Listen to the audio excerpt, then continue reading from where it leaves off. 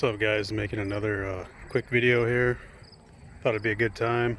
Needed to get off the bike here. I was just out for a ride and was getting very frustrated. I think about it. Out of every 10 lights, stoplights, I hit probably 7, and that's not an exaggeration. And I have a seat here. And anyway, wanted to make this quick video. Oh, plus I had my little half helmet on there and my shades, and it kept I kept hitting bugs on my forehead. I can hear it when it bounces off my helmet, bugs, and obviously I can see when they hit my shades, but for some reason this little space, they kept hitting me right in the forehead. So I was like, fuck, I gotta get off this bike for a bit.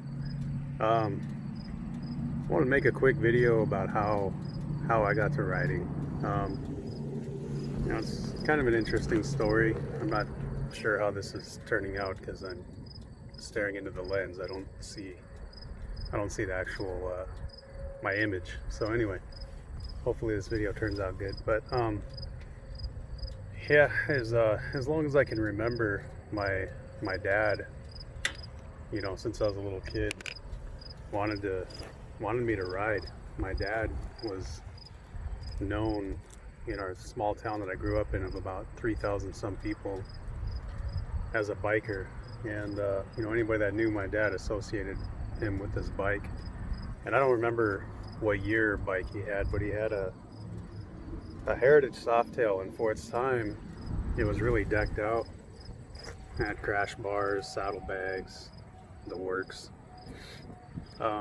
It was a nice bike, I remember that. And I'm here in South Dakota right now, in Rapid City, and I think since I was about 2 years old, my parents, they both rode bikes. My mom not so long, but my dad definitely. And since I was about 2 years old, they've taken me to the Sturgis Rally every year of my life till I got old enough to go there to drive myself. So I think motorcycles are kind of in my veins, in my blood, and I've always liked them, but I just never had a desire to ride them. Had a lot of appreciation for them. The one thing that really stood out to me from the Sturgis Rally that I always remember is the smell. As awkward as that may sound, the smell of the rally, the exhaust, the bikes, the leather, the food cooking on the street. And anyway, so I've got very fond memories of all that, and I still go to the rallies to this day, but just never had a desire to ride. And I know I really let my dad down with that, because I think it was his dream to ride with me, and just to see his son, his only son, on a bike, and just never happened. But let's see, where do I want to go from here? I guess fast forward towards mid-2017. My dad, he was always gone when I was younger. He had these jobs that required him to be gone. For instance, Deadliest Catch, he used to do that before it was even a TV show. So he was just gone all the time. And I didn't have the best relationship with my dad growing up, and it really sucked. But it is, it is what it is. And anyway, like I said, fast forward to mid-2017, and he got diagnosed with cancer, pancreatic cancer, which up until that point, I didn't know anything about cancer, really, because it didn't really have anybody in my family that had it, so I just didn't know much about it. But found out, it's pretty much a death sentence. So I dropped everything I did in Phoenix, which was where I was living at the time, and went up there to spend what time I had left with him and take care of him. And the one thing about Harleys, I'm gonna turn this around. I think they look good in person, but I think on the websites they never really capture my eye. And anyway, my dad at the time, he had an Electroglide, which really wasn't my style. But he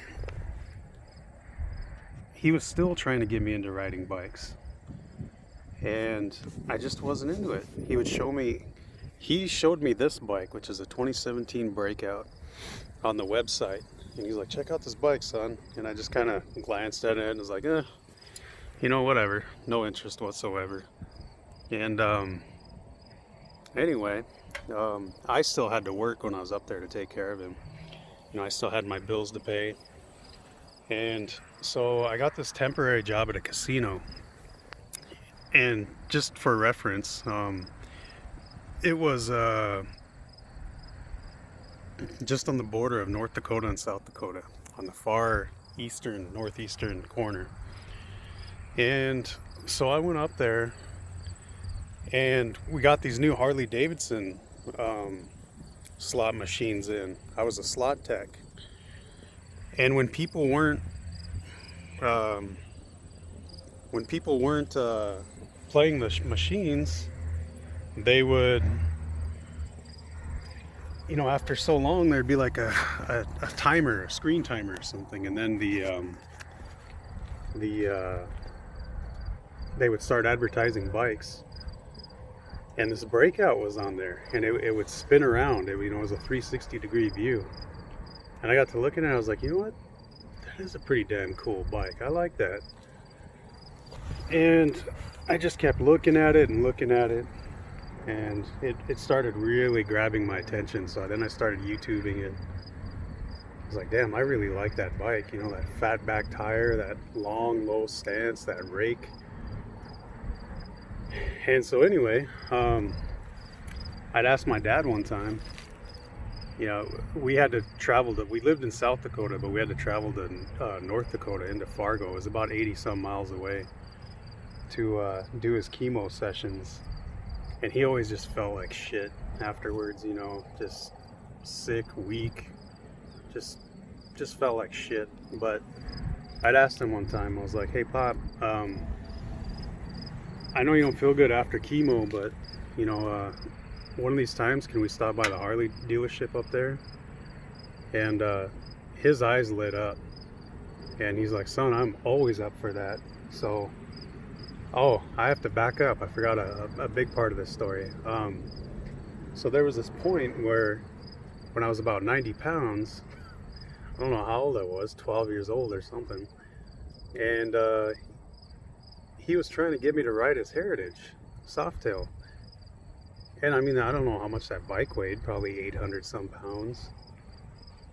And I'm like, Pop, I didn't want to drop the thing. It was a beautiful bike. And I'm like, not only did I not have the desire to ride, but I said, if I'm going to learn to ride, I would want to learn to ride on something smaller. And I didn't say I wanted to learn how to ride. I just said if I was going to want to learn to ride, I'd want to learn on something smaller. Well, he took that as, you want to learn how to ride. So he bought me this motocross dirt bike, which was way too fucking big for me. I could barely tiptoe. It was for an adult, and I still wasn't even fully grown yet. And he took me out into this gravel road, and I didn't feel comfortable turning. I didn't even know how to ride a motorcycle, and I kept fucking crashing. And I was just like, no, that really turned me off to riding. I'm like, I do not like this. Not only did I not want to learn to ride, but this is making it worse. And ever since then, I just had no desire whatsoever. I was actually turned off by riding. But anyway, so fast forward, we go to back to where I was in my story. We go to Fargo, and there, somebody's pulling up here at the school. I don't know if this is staff or who this is. But we go to Fargo, and we go to the Harley dealership, and I shit you not, man, there's like, right when I walked in, the way their windows were situated, it was like this cliche moment where this beam of light was coming in, and it was hitting a Breakout. This is a 17, like I said, the last year of they made this. And like it was something out of a movie, like just this ray of light was on this bike, just perfect. And so I was just walking in there looking at it, I was like, damn, that's a nice bike. And I asked my dad, I was like, are we allowed to sit on these? He's like, yeah, go ahead. I sat on it and just, it's like this switch flipped. You know, I was like, holy shit, I like this bike. I like the stance of it. I like the seating position. It was really, really nice. So my dad was overly happy, and he was trying to talk me into getting it. And I'm like, Pop, I don't make enough money at the casino to, to buy this bike. And not only that, it's the dead of winter. We're in North Dakota, right next to Canada. And, it was like 40 below out or something. I'm like, but anyway,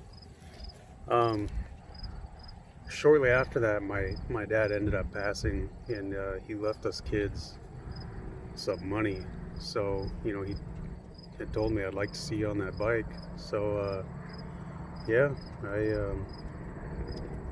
I went to Phoenix, Mesa, got my rider's license or permit or whatever you call it.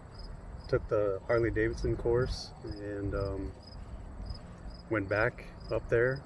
And because at this point it was early 2018, these bikes had been on clearance. They discontinued this model, and Fargo, North Dakota still had one. So, and I couldn't find one in Phoenix.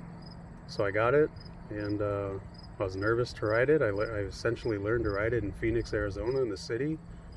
I went out Sunday mornings and learned when it was slowest. And I mean, since then I've ridden it from Phoenix to Oklahoma to South Dakota and back, and riding it out here in the Black Hills is just gorgeous. I mean, it's incredible. So anyway, that's the story of how I got into Harleys and riding, and I love it. I understand now what he meant, what he felt, why he wanted to see me on one. And it tears me up that I didn't catch this interest until it was too late, because I never did get to ride with my dad. But in a sense, I get to ride with him every day.